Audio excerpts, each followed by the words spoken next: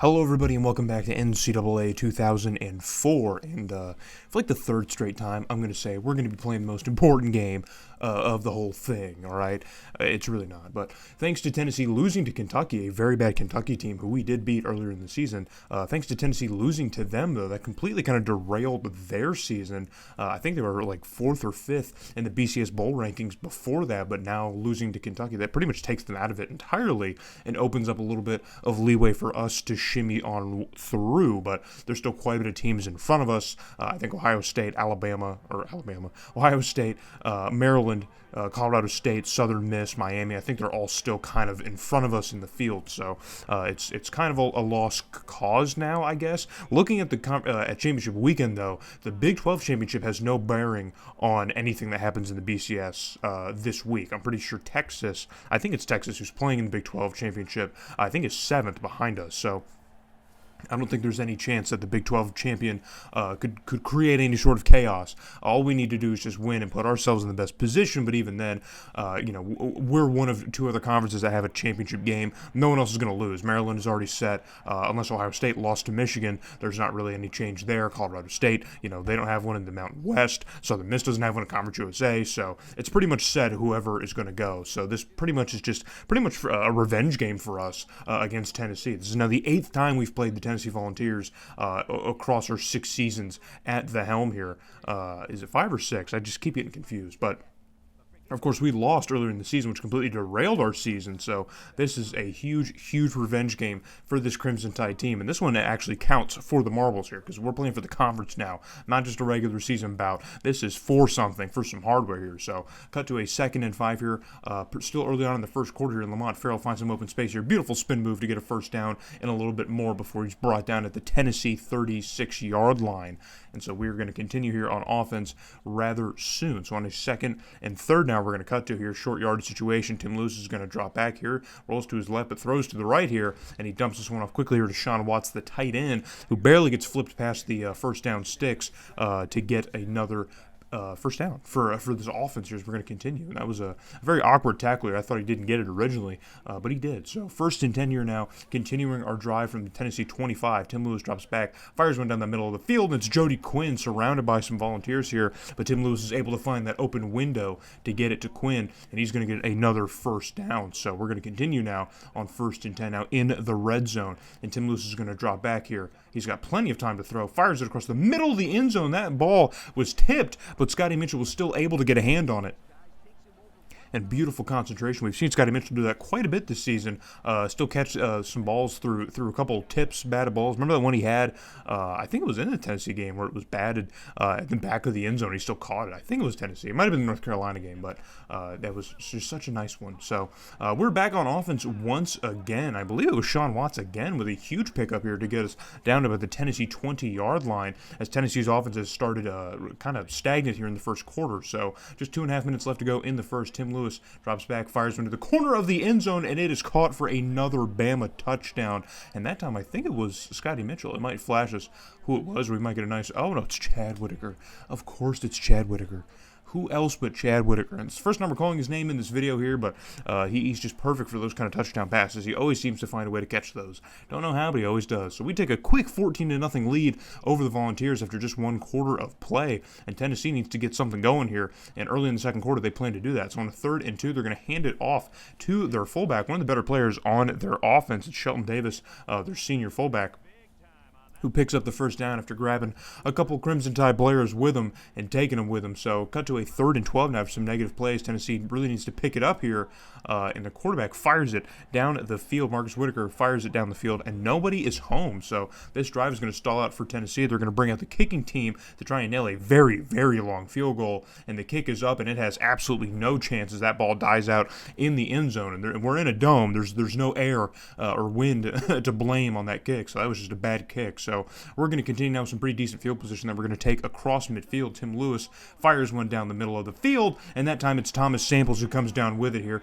Gets spun out by the safety, but still has the ball here inside the 5-yard line of Tennessee. So just like that, baby, we are already rolling following a Tennessee mistake on special teams. So first and goal here, Tim Lewis going to run out here, sprawls out, and throws an absolute dime into the end zone to the defense. Like an absolute dime. That was a horrendous throw. I think he was trying to get Deshaun Watts, but because he had scrambled out of the pocket here, it was kind of a, I don't know, miscommunication maybe, but that's an interception for Tennessee, but Tennessee was unable to do anything with it, and because of the punt, we had pretty decent field position here with a minute and some change left to go in the half, and already Tim Lewis is wasting zero time getting this one out to Chad Whitaker down the sideline for a humongous pickup. So we're going to call timeout here and conserve a little bit of time here, but now time running away on a 2nd and 10, and Tim Lewis drops back here, plenty of time, flips this one out to the end zone in triple coverage, man. There was 4 volunteers over there by the time the play was over, but there was at least 2 guys that were on the receiver at the time of that catch here, and it was Chad Whitaker once again. I told you, he's just great for those throws, man. These contested end zone catches just seem to be his bread and butter. I don't know how, but they just seem to be his bread and butter.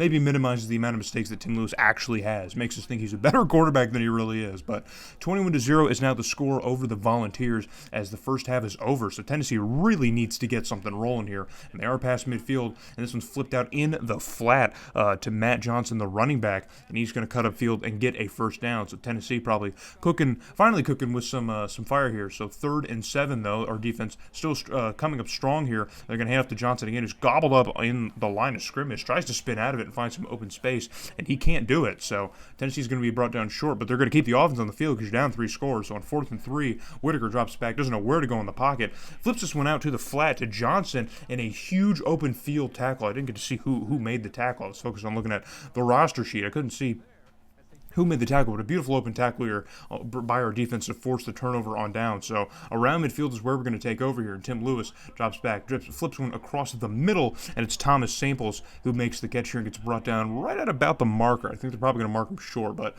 he was right at about the line to gain. No, they're going to give it to us. So 1st and 10 now. Tim Lewis drops back here. Pressure coming off the edge, but it's picked up beautifully. He's going to flip this one off towards the sideline, and that one's going to get caught by Chad Whitaker. I have no idea how he hauled that one in. How Tim Lewis even fit that one into the window. That was a big shock here. So on 3rd and 10 for Tim Lewis, drops back now, fires it across the middle, and it's another interception. And that one's a little, I mean, they're both bad. They're both really bad. But I just, maybe he thought he saw, or actually didn't see the linebacker, but thought he saw an open receiver. I don't know. But we're going to end the 3rd quarter on that turnover, so nothing happens in the 3rd quarter score-wise here, outside of a couple exchanging of possessions here. But cut to another 4th and 1 for Tennessee as it's desperation mode, and Whitaker gets absolutely flushed out, man. Just a complete onslaught, and Sick Naben said, dude, we're not going to do this. We're not going to play around. That's Woods who got to the quarterback and made the sack. So we're going to get the ball right again around midfield. Now Lamont Farrell getting busy again here, spinning upfield. Oh, the C's parted. There's no one left, and he's off to the races. And it's going to be a touchdown, man. If you saw that play from the jump, and firmly believed that was going to result in a huge pickup for Lamont Farrell for a touchdown, I would call you a liar, man. There's no, I mean, look at this. There was like 3 dudes who could have made a potential tackle on Lamont Farrell and didn't, and somehow this is the result of that. So huge touchdown for the Crimson Tide here, and so now we're going to take a 28-0 lead. Tennessee on a 3rd down desperately needs to get something going, and Whitaker's going to throw a pick to Terrence Bates, man, the DB, and he's going to get all the way inside the 5, but he's going to get tracked down by Matt Johnson, the running back, so it's going to save the pick 6 here, but we have great field position, and on the very first play, we're going to hand it off to the fullback. I think it's actually the backup fullback here. It's Marquise Houston, the sophomore, who gets in, and it is because now we have backups in, guys. We have backups in. In the SEC Championship, we have backups in. We have backups in. And that's because that's the last bit of points that we would score here. Nothing else would happen as Tennessee is going to get shut out. So talk about revenge, man. Talk about revenge. Ruin our season, and we're going to embarrass you in the championship game. So not only did Tennessee win the meaningless game during the regular season to snap our 22-game win streak, but we take a 3rd straight SEC title over Tennessee, who we've only played in this game. So better luck next year, Tennessee. Maybe step your bread up. Get your game up, brother. And look at that, man. 163 total yards. Yeah, dude. Tennessee can lick my boot. if there's any Knoxville faithful here, man, sorry that you had to watch this display. I mean, you did make us go 1 for 4 on third down, so I guess there's that. You know what I mean? Couldn't find the scoreboard, but at least you did that. Didn't make it to the red zone once. Didn't get to the red zone once. It did not get to the red zone once. Did you guys hear me? They didn't get to the red zone once. One of the most dominant performances. Sick Naben absolutely held a grudge here for those final weeks of the season. It was hellbent on getting back to the stage and proving a very, very proven point, a very definitive proven point. So now as SEC champions, it's now just kind of a up in the air guess here as to what the season now holds for us, where we're going to go. Because again, I don't think the BCS is on the table still, even having won the SEC, being ranked 6th and probably 6th or 5th in the BCS bowl rankings. There's not a ton of leeway for us to go because all the teams in front of us have finished their seasons. There's no conference championships to shake things up. So when we get back to the Hub World, Chad Whitaker is going to win Receiver of the Year. So we get a Receiver of the Year award winner. I meant to look up and see if we had won this before. I don't know if we have any player awards. I think we might. I think Chris Kelly or maybe Jamil Spears might have won a Receiver of the Year award back in the first couple seasons, maybe year 2 or 3, I think. But Tim Lewis wins Quarterback of the Year. I have no idea how. No idea how. And the next screen will be very confusing, or the next couple screens are going to be very confusing for you looking at these player awards. But we do win the SEC championship, of course. So there's another conference trophy that we win. Beautiful, beautiful conference trophy. I think it's just the generic one that every conference has, but winning one nonetheless. But yeah, this is the confusing part. So you saw all that. Okay, we have the Receiver of the Year and the Quarterback of the Year. Didn't get a single Heisman vote. Didn't even have a finalist. And somehow Al Levy for LSU wins it. I have no idea how. This game is broken, completely broken from a Heisman perspective. But here you see the conclusion, I guess, of our season is going to be the Sugar Bowl. So we're going to be heading back to the Sugar Bowl, this time not for a BCS national title, but we're going to be playing the Miami Hurricanes.